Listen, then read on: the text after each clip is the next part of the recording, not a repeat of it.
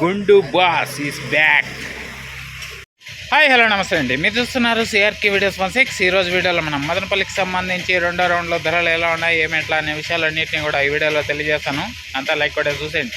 Already మొదటి రౌండ్కి సంబంధించి ధరల వీడియో అయితే తెలియజేశాను. ఇంకా ఇప్పుడు రెండో రౌండ్లో ధరలు చూసుకుంటే కనుక నిన్నటితో పోలిస్తే వాళ్ళ టాప్ ధర అయితే పెరిగింది.